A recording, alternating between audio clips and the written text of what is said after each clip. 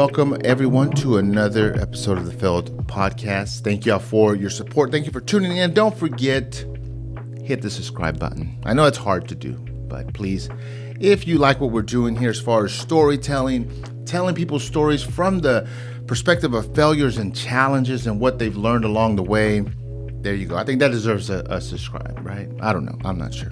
But thank y'all so much. Here we are again. We have another guest. As you can see, he's in the frame. Thank you so much for coming in. I bet you're wondering what his name is and what he does. Everyone that comes on here, they got something interesting going. At the very least, they have an interesting story. I think you got both. I talked to you a few weeks ago.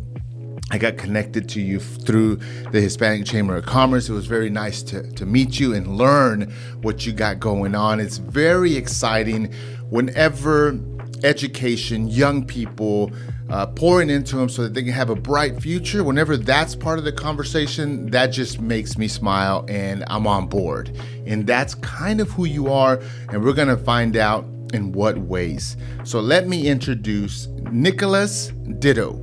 Or how do you pronounce your last name? Because you said it completely right. Ditto. Yeah, that's kind of a very popular word, but it means something else. Was there anything funny growing up with your last name, Ditto? That's funny you say that. I'd say that most of my childhood friends couldn't tell you my first name because everybody just called me Ditto. Really? Okay. Yes. It stuck, and so... Yeah, you're like an NBA basketball player. You just go by just your last name. Just the single name, right? Yeah. That's cool, man. So, Nicholaus, thank you so much for coming on. You're with the Fort Worth STEAM Academy. What does STEAM stand for? Yeah, it stands for Science, Technology, Engineering, Art, and Math. Now, it's what you're going to do. It's in the works right now. It isn't in existence yet, right? You want to take on students to your academy soon. So we're going to kind of talk about who you are and how you led up to want to do this endeavor, because this is a pouring out of you, of everything you've been through, everything you've learned, and then now you're going to package it in this STEAM Academy, and you're going to start having a place for kids to come and learn. But it takes a lot to get there. Not a lot of people have that drive in them. It has to be stuff that's very specific, and we're going to find out what those were. So we're going to start wherever you want in your early years of your life, how you grew up. How was your education? Did you struggle in school? Did you not struggle in school? And whatever you throw at me, that's how we're gonna drive this conversation. I'm listening. Oh, that sounds great. Yeah, growing up, I was fortunate to attend some pretty good schools, and I didn't really enjoy school growing up. I didn't plan to go to college, and that was really a pivotal point. I saw lots of my friends were older than me graduating and just really struggling to make ends meet, just to get by, and so I didn't want to go down that path, and I took a chance. I had folks encouraging me to go to college, and so I decided to give it a shot, and I think that's where I really fell in love with learning, and I enjoyed it.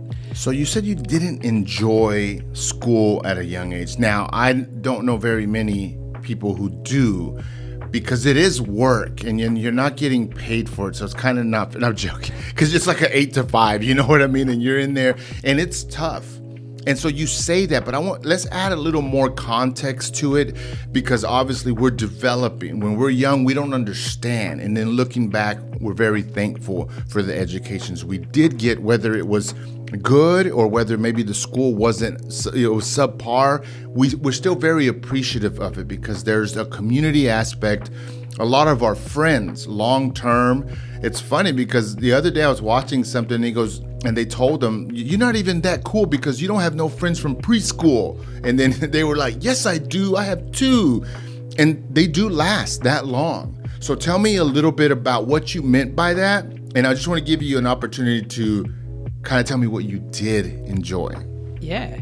And it's funny. It's actually the opposite reasons of why you brought up. Yeah. As I went to middle school and high school, it wasn't challenging. It wasn't, I didn't feel that it was relevant or kind of preparing me. So I was bored with it, to be honest. And, I was able to make some great friends, get engaged with sports and other pieces. But I think for me, it was really those elective classes that I found really enjoyable. In fact, I really enjoyed art. I was not a great artist by any means, but it was those classes where I really felt more of a challenge and teachers wanting to pour into me. And so I think that was a piece of a component to things that I liked or didn't like about it. In the acronym STEAM, A is in there. Yeah. Is it for art? Yes, sir. Or is it for awesome? Is it for art? It's for art, but art is awesome.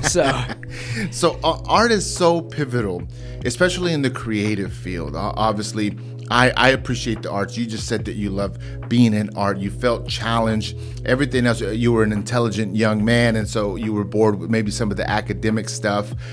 Tell me about how art, how you remember it back then, and how did it pour into other aspects of your life? And I ask it for this reason. Sometimes some parents, I'm talking in generalities here, a student loves art, but they can't connect it to a job in the future. They can't connect it to math or science. So they'll kind of knock on it and say, don't waste so much time on drawing or this and that. Focus on this. And I'm not opposed to that completely. It's missing a lot of context. But sometimes that happens, and I'm like, hold on. Your student may have this ability through art to strengthen everything else. Have you realized that? Did you experience it? Is that the reason why you've added the A to STEM and it's STEAM? Yeah, that's so interesting you bring that up. So my family has always been very encouraging of and seeing the relevance of art, of a liberal arts education, of various pieces there. And so I think there's the technical side is very important, but those transferable skills are equally as important. Mm-hmm. And so for me, I think just like math and reading are critical no matter what field you want to go into, I think having that artistic thinking or that creative piece is important. And oftentimes in school, every subject can be siloed in a sense, but when you're out into whatever role you're in, those things all combine together in a really seamless way. And so wanting to make sure that students are getting that exposure to each of those areas, because we know they'll be so important. I mean, that creativity and innovation is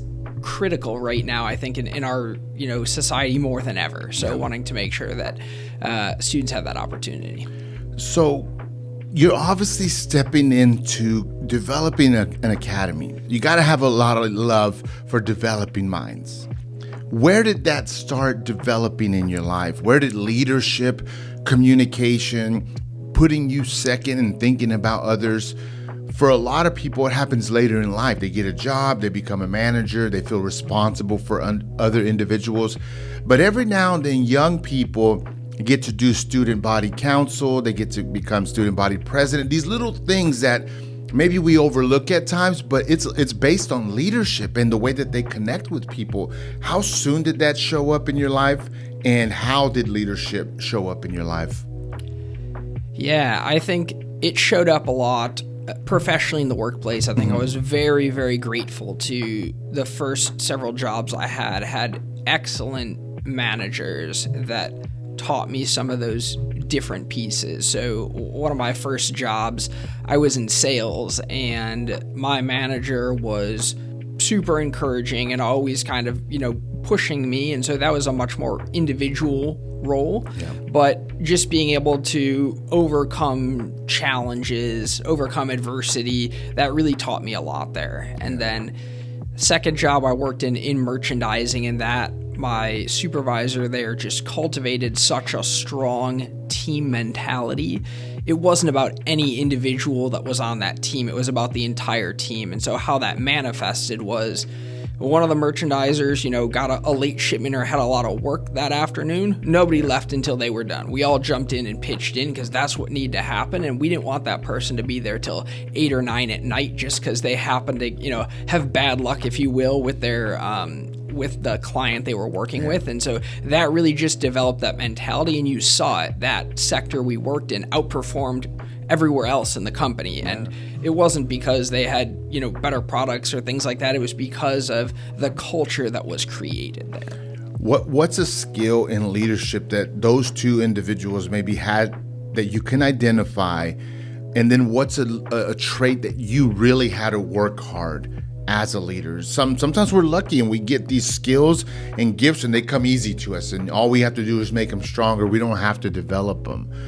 So maybe what's something that stood out from them, and what have you had to focus on to develop in you?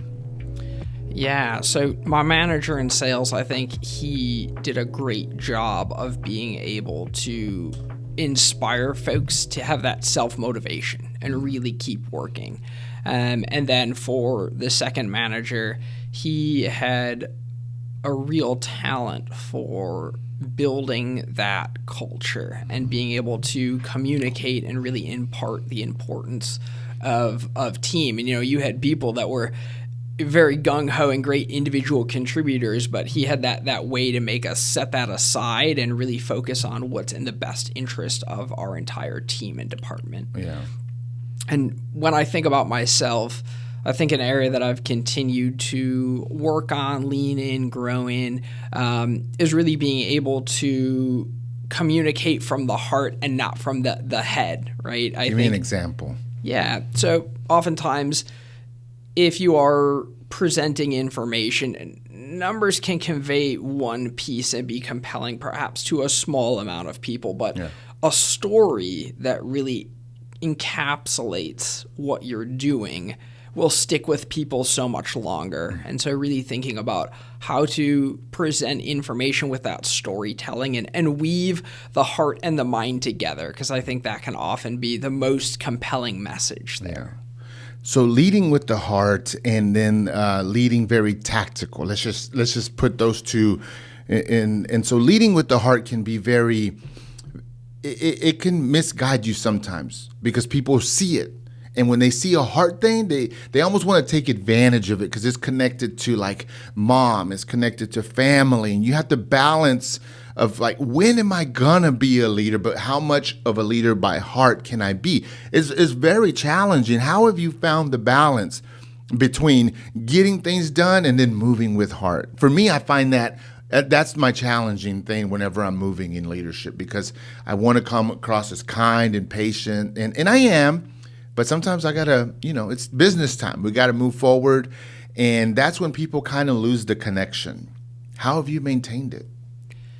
Yeah, I think those are, to me, two sides of the same coin, right? Yeah. And you're always kind of moving back and forth between them. But they're both so important because you can have the most kind of tactical aspect to it, but if people don't believe that you care, that you have a vision that is inspiring, they're not going to want to follow it and work with you, even if they know, you have this genius plan and you can't do it on your own. So I think being able to have both of those pieces there, people want to work for folks that care about them. They want to work for folks that are going to make them better at what they're doing. Yeah. And so I think, it goes hand in hand. I've never, I always tell folks, my name's Nicholaus Ditto. I'm the founder and CEO of Fort Worth STEAM Academy. We're a public charter middle school focused on STEM and the arts, wanting to make sure that every student gets a wonderful education that prepares them for high school, college, and career.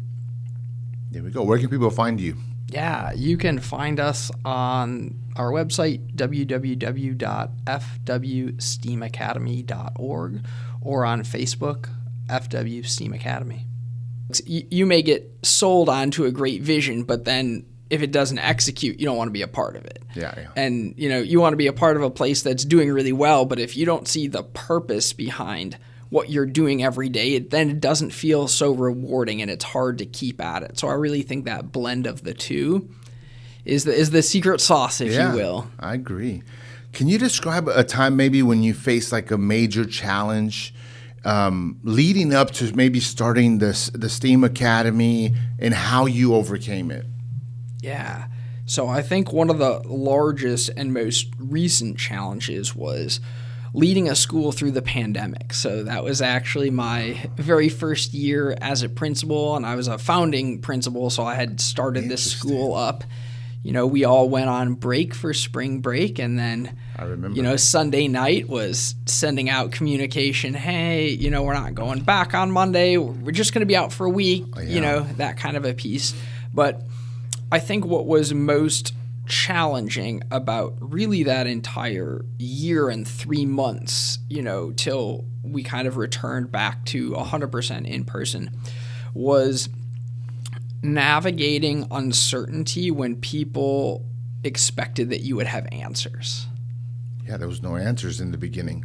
Yes. And so I think, as the head of an organization, people were looking to me of like, hey, what's coming up in 2 weeks? What's coming up in 4 weeks? And so the information I was getting was changing on a daily basis. And so I think being able to share with folks and be open and transparent of like, listen, my commitment to you is to be able to share information and as quickly as I get it, with a caveat of I'm letting you know I've got a plan A, a plan B, a plan C, but which one we may end up going with may change within the next week or so forth. And it's not because I'm not able to be decisive on something, but the situation that's happening is a global issue. And so the school side is this one small piece of a larger issue, but going through that period of uncertainty that was so long, I think was really difficult for everybody, but moving through it, I think that really helped develop communication, develop that innovation, and most important, was able to strengthen relationships there of, going through any time that as part of a team, you go through a challenge and come out stronger on the other side. You all that are ready to take on an even bigger challenge next time because you build that self-efficacy. That you're able to do it together. So you were dealing with leading a school, so you had teachers under you. You had to deal with that dynamic with adults, and then you had the dynamic of the kids. We'll get to the kids part second here in a second. Tell me some of the things that surprised you about that time in maybe your leadership, conflict resolution that can help us now, because we gained a lot of lessons during that pandemic, and they were meant just for the pandemic. We came out of it and we don't use them. But what did you come out with that's helpful for us now in any circumstance? And you can't say Zoom. No. I'm joking. No. Everyone got good at Zoom. Yeah. Like even kids, So I think something that I took away is never underestimating the power of a collective and a team. And so, I think about the first couple weeks into it, we were printing packets off and handing them out to folks in cars, right? Wow. And then making phone calls, checking in, but how quickly folks can adapt. And so within a week, we had contacted every single student that was at the school. Roughly how many students were there? That first year, we had about 120. Wow. Yeah. But, we divvied it up on the team. Everyone was making the calls there. And then the next week, everyone was showing up, whether it was helping pack meals to hand out, helping print packets, hand them out. And so just the selflessness was something that I really took away, in that when there's a challenging situation, people will step up far beyond what you can imagine there. Yeah. If you've built that strong team and you have that shared common vision. And so that's something I always take with me, because I don't know what the next challenge will be, but I do know that with that great group and that strong culture, that we can take on that challenge. For leaders, you never see the moment that they're alone in a room and with their head down and feeling a bit discouraged or overwhelmed. But every leader goes through that.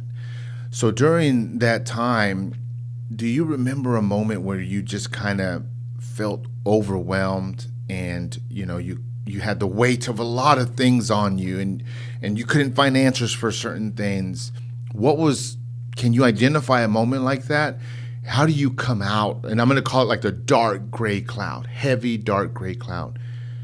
Have you experienced it, and what do you do mentally, self-talk to come out of it? Because there's so many people that aren't in leadership positions that go through that, but this is also like kind of some wisdom for people that are in leadership. What do you do during that time? Yeah. So I think if I had to think back, a specific moment was towards the end of that summer in 2020, towards the end of the summer, that we knew we were going back in person that very next year. And so a lot of people were, concerned or unsure, right? What does that look like now that we've been away for a while? And so as I shared on that uncertainty piece, people were wanting to know, hey, I want the detailed plan of like, what is every moment going to look like? And I didn't have that, right? I had gotten notification a day before they did. And so, like I said, that commitment to sharing with them as soon as possible, and also letting them know I'm not going to have all the answers at that moment. So everybody was calling, texting, what are we doing? What are we doing? What are we doing? And so, I didn't have that answer, but that was not what people wanted to hear, right? And so as I shared that, I also then was thinking, hey, I got to get something together,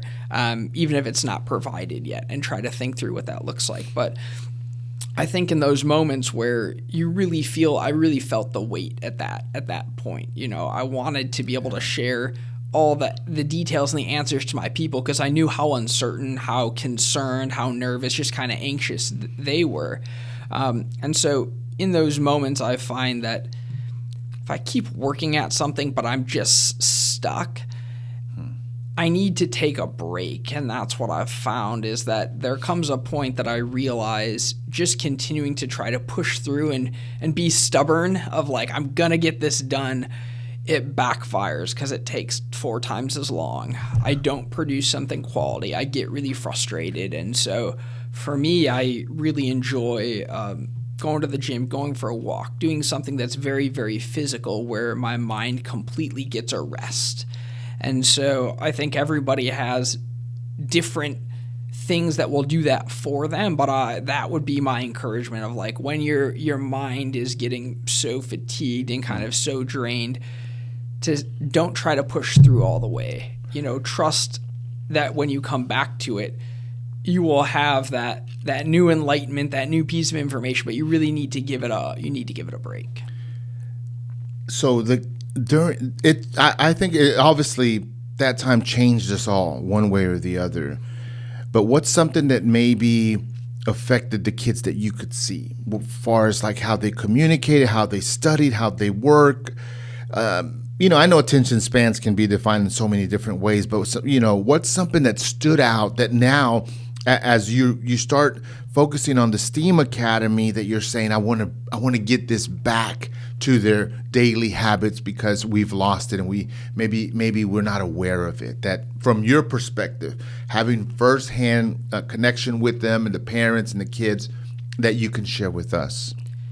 Yeah, I think one of the things that I observed was just some of those power skills. And I don't say soft skills because I think they really are very powerful, right? But around communicating with others, really listening. And that's where I saw a huge change. You had students that before the pandemic were very social, would be talking to each other, so forth. Then when you came back, we had the 6 feet distance, we had some of those different things going on. And so people were still kind of hesitant to really communicate, even when we were like, hey, talk with your neighbor or so forth. Like, it was hard to really get that going. And so, I think it's continued to improve, but those things are always top of mind. So helping students develop the ability to communicate, to operate with integrity, some of those different, skills and character pieces that may have gotten lost during that time, especially for students that were remote for a year and a half or more and didn't have some of that face-to-face and peer interaction, especially to the same degree that they were having prior. So we get busy in life, whether it be with work, projects, or goals, that we sometimes forget about simply just having fun or finding peace. And so I'm just curious, what do you do that do you know how to have fun still? I know it seems like a funny question, but I talk to so many adults and they forgot how to have fun. Okay. And that makes me sad. I want y'all to have fun again. But what do you do to find peace as well? Yeah. So, and again, not a cliched piece, but I often find that if you really enjoy what you do. You find a deep purpose in it. You have a passion for it. For me, I don't get tired on that piece. I don't necessarily feel a need for a break oftentimes. I think, people want to talk about a work-life balance or this divide, but that to me seems like those are two separate entities. And I think that when you are doing very purpose-driven pieces, they intermesh with each other there. And so if you think about being able to recharge and so forth, something I definitely enjoy traveling. I think being able to see different places, meet different people, it just helps broaden the perspective, I believe, and then you take it with you. So I'm a big fan of experiences and getting a chance to see things. So I enjoy, whether it's seeing a new city, exploring something different right here in Fort Worth, going to see a museum, any of those things I think are really helpful. So let's jump into the STEAM Academy. I want to know how that came to be. But before I go there, I don't want no one to hate on me, all right? I'm saying this to be nice. You walked in, you look sharp, you got it out, get it out. Yeah. You came in a suit, you look sharp, you get best dress of 2025 for the TheFailed podcast so far. But a lot goes into the way that you dress. Do you always wear a jacket for the most part when it's business? I would say, yeah, it's usually one of two things. It will be, dress shirt and a jacket, or I've got quite a few STEAM Academy polos. So it just depends kind of what the occasion is. If it seems to be more of a business interaction, if it's more of a community interaction, if it's a blend, but those are usually the two pieces there. Well, you look sharp, and I just want to kind of get a little bit of your mindset when it comes to it. And the reason I ask is this. Here's the challenge on this question, is that the sense of being casual is so popular right now, but there's also a way to get prepared for things. When you're going to speak, you have to write, you have to read, you have to rehearse in front of the mirror. It makes sense because you're about to do public speaking. If you're going to be a quarterback, you better throw, you better aim, you better do straight. There's all these preparations that come into it, and it just goes with what you want to accomplish. But at the same time, I feel that our dress, and I'm not talking about 24/7 and all the time, but there's a reason why we pick and dress a certain way.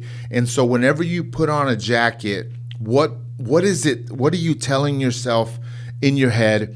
And I'm asking for this. I'm asking for the young kid that maybe they're like, man, I want to wear a jacket one day. I want to look sharp. I want to have a reason to dress up one day. And I just want words of encouragement when it comes to being prepared and feeling and looking a certain way. Yeah. I think somebody once said something that always resonated with me, and they said, you can never be overdressed for an occasion. And I think that always stuck in my head. You can't be underdressed. And so, I think especially if you are unsure of what the occasion, because I think there's many times where what the appropriate dress may be or what the common dress may be ambiguous. And so if you're uncertain, so I think I always err on the side of hey, I may be a little bit more overdressed on the occasion, but I don't know. And I think that also it's, I think however you dress, you need to feel comfortable and confident in what you're doing, right? Yeah. And that's going to be different for everybody. And so I think you need to find for you, what is that way that you feel very comfortable and be able to be your most authentic self, and be able to present yourself in a way that you feel good about. Yeah. So the STEAM Academy, your focus is on science, technology, and engineering, art, and math education to prepare students for a career in the future. Enrollment is coming up in 2025, to be correct, or? Yeah, so we're going through that authorization process right now with the state of Texas, and we're looking to have doors open August of 26. So enrollment will start up later this year, October. How did you come to Fort Worth STEAM Academy? What's the passion behind it? What's obviously a personal goal, and I know you have your mission statement and everything, but But the question is why? Yeah. So, I moved up to Fort Worth in 2019, and I have absolutely just fallen in love with the city. I think it's Thank you on behalf of Fort Worth. No, it's such an amazing place, and a place unlike anywhere else where I've lived. It has, plenty of amenities and things that a big city would have, but what makes it so unique is just the deep sense of community.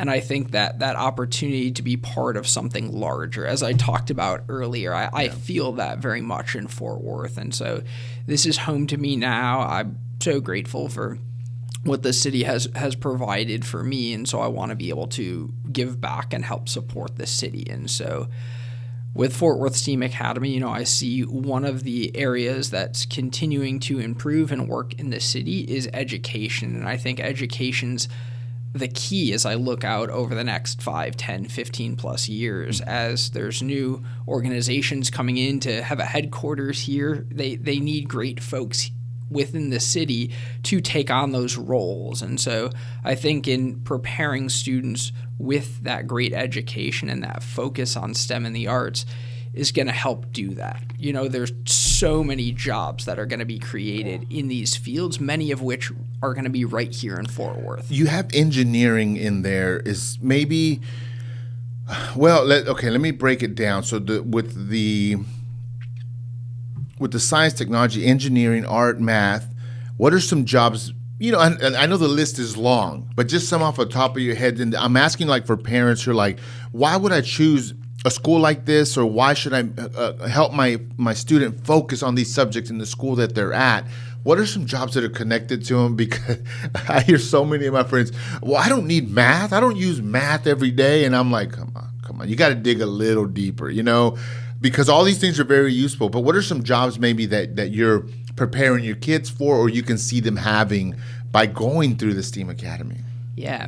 I think what excites me the most is that these subjects and fields open up pathways for kids, whether they want to go to college, whether they want to join our armed forces, our military, whether they want to go into the workforce. And so when I think about, for example, American Airlines, they hire plane mechanics who get a certificate after high school and then can go out making, $75,000. And so that's a wonderful opportunity for folks that are looking to enter the workforce quickly after high school. When it comes to college, man, everything from wanting to go be a marine biologist, exploring and helping there, to being a civil engineer, helping design some of the bridges that are right here, or going to work in tech. Meta has a data center right here. Lockheed Martin has tons and tons of different jobs. And then same thing with our armed forces, right? As folks are going to the military, there's so many different roles that are there. And I think the more that you have an aptitude in these different fields, it just opens up more choice and opportunity. And I think that, to me, is what's the key. Every student and their family is going to make the decision about what is going to be that best path for them after high school. But what I want everybody to have is a choice and an opportunity, because I think that's powerful. If you have several different things available and you get to make that choice, that's huge, rather than saying, hey, I really only have this one thing that I can go do, whether I like it or not. So the word STEAM obviously is an acronym, but how did you come up with the name, the mission statement? How long did it take for you to kind of brainstorm this idea? I'm asking, so there's a lot of people who have great ideas and they're like, I got 1 million of them, but the one that matters is the one that you execute. What about this stood out? How did you identify, I want to move forward with this. I want to put the work and effort that's going to require to make this happen? Yeah, so I think another thing that was very instrumental for me was I've always been a bit of a planner, right? Wanting to think things through, think a couple steps ahead. But a really revolutionary thing was, and the pandemic I think taught me this better than anything, is the idea of iteration. Of the mission statement went through multiple iterations. Again, not just from me, but being able to take an idea, share it with stakeholders, community members, get that feedback, and then go reiterate on it, tweak it up. same thing with what we're offering. Originally I had envisioned a 612 school, but as I got a chance to meet more and more folks and learn about the amazing high schools that exist here, we don't need to do anything with high school. We need to partner up so that there's great continuity. Again, we want our students and families to have a great experience throughout their secondary time in school. So you're going to be focusing on middle school students? Yeah. What ages is that? Yep. So grades 6 through 8. 6 through 8. What are some... So by that time, students... I struggled with reading and writing growing up. Where is their reading and writing skills during that time frame? Should it be developed, or are you still focusing and developing that deeper? Yeah, for us, I've seen for many, many years that's an area. And if you just look at the news, right, or the local news, you'll see that literacy is a huge, huge concern and an area of opportunity. And so for us, really taking that into account and being intentional. So all of our 6th and 7th grade students having a class for reading and writing. So we're doubling the amount of time that they're being able to focus on those subjects, because when you think about any class at that point, it becomes a reading class. Like your math, you've got word problems. When you get to 8th grade history, you're doing a lot of reading. So much comes down to that. And so really want to emphasize, even though it's a STEM in the arts, like we are very focused on that reading and writing because it transcends all subjects. I want to read a quote for you. It says this. It says, "Alone we can do so little. Together we can do so much," by Helen Keller. What does community mean to you, and how do you contribute to it in the sense of the STEAM Academy? Your vision's there, connecting people through their students, through communities and their parents. What are some of how do you see community taking a role in the academy? I'm so glad you read that quote. That's one of my favorite quotes, and something I deeply believe in. And so when it comes to community, I see it in a couple of ways. I see that education can offer and bring so much value, and it's a ripple effect to me. And so as those students get a great education, then come back and are working, now they're continuing to pour into their community. And the other part of it is bringing people together. And so I know that as a school, we are not equipped to solve all of the challenges that students and families may face. But what we can do is help connect families and students with the resources, with the experts. And so I think over the past year, being able to just learn more and more about all of the great things that are out there and within the community to help try to make those connections so that everybody is getting what they need. But that doesn't mean that we are having to do all of those things, right? Because I think part of it is recognizing what you are good at or the expert in, and where you can connect people with folks that are great in different areas. When we're adults, when we talk about success, we relate it to our career, our growth projection. I got a degree now, I got a job that reflects that degree, but that's as adults. And then we talk to our young people, we talk to our students, and we're talking to them about goals based on their future when they're adults. We don't really, or success, I'm talking about success. We don't talk to young people and say, what does it mean to be successful in 6th grade? It has nothing to do with the degree, it has nothing to do with your adult self. So what does success mean to you, and how would you define success for young people in the time that they're at? What's a good success for a 6th, 7th, and 8th grader that they can really lean on and own? Yeah. So I think that's almost twofold there. And so I don't necessarily define success by your goals and those things. I would more so, are you developing and showing great character, and are you having a positive impact? Because that may sound less tangible, but I think those are the pieces that we remember.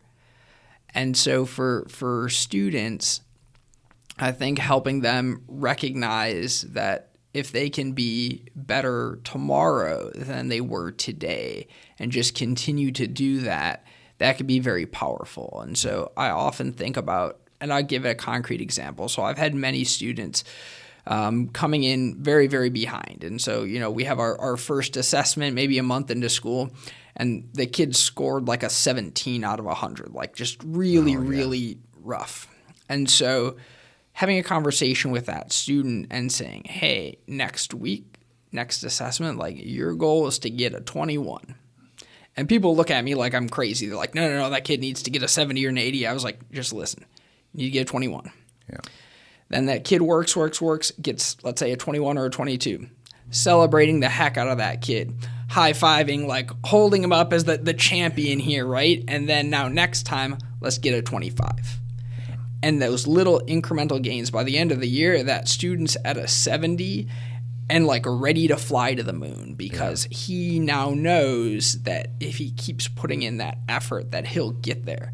But if I had told him he needed to get a 70 that, next month, he would have never gotten it, and he would have continued to feel very dejected and have that negative self-image that likely has happened over the past 4 or 5 years leading up to it. And so I think really focusing on growth, incremental improvement, and helping students understand that they are in charge of their futures, and every choice they're making is having either, a positive impact or then, a not so good impact. But that's not connected to them, right? I believe every student is a great student. Do we make poor choices? Same thing as adults. Mm-hmm. Yes. Yeah, you never go out of that. No. But your choice and who you are not the same. Yeah. And so to be able to have that, so people don't think that, I'm a bad kid or a bad adult. No. It makes me sad when kids say that. Yes. No. And it's like, no, you're not. You're a great kid. That was a poor choice. Let's understand why that wasn't a great choice to make and how we can make a better choice next time, and let's go from there. My daughter is in 7th grade, so that's why I'm asking these things kind of like from her perspective. And for her, although I have like high expectations, like all parents, for her grades and what she wants to do and what college do you want to go to? She's in 7th grade. But for me, when I think about her, I'm like, what's success for her? It's funny, but it's kind of simple. I want her to wake up at the time that she sets her alarm. I want her to have her backpack like neat. And when she needs something, I need her to have what she needs. I need her to have her laptop charged. It's these things that get overlooked, but those habits are going to lead to great things when they get to high school, let alone in college. And so she's succeeding every day, but the only measure the school gives her is her grades, which I understand that, but that bums her out so much. So I like to celebrate her on these small things that she does, whether it be in soccer, whether it be how she executes a project. And sometimes parents, if you're watching this, we forget to do that because we're just looking at the number at the end of the semester. And I'm like, there's so much that happens in between where if we took some time, we can build our student up. Do you do that? Do you encourage parents to do that? I just feel like it's so important. Oh, that resonates with me so much. I think whether it's academically or at home, it's a focus on the habit and the work and not the outcome, because the outcome will take time, but you've got to trust the process of, if you build the habit, then those results will come. But if you just try to focus on the result, like that's not how it goes. And so I think those are great pieces, right? Those small little habits, because what I'm hearing embedded in those things that you're celebrating with your daughter is organization, is responsibility, is timeliness. And those are things that are going to be critical to people throughout their lives and lead to really great things. Yeah. And so I think starting young in ways that are appropriate, right? The responsibility of just charging your laptop or setting your own alarm or having your backpack neat and organized. Those are so critical. And so very much encourage families to help set those small goals. Well, Nicholaus, I want to thank you for coming on. I felt like we had a great conversation. I hope that this is very helpful to a lot of parents out there. I like to finish with a question about failure. Yeah. How do you define failure? What advice about failure can you give us?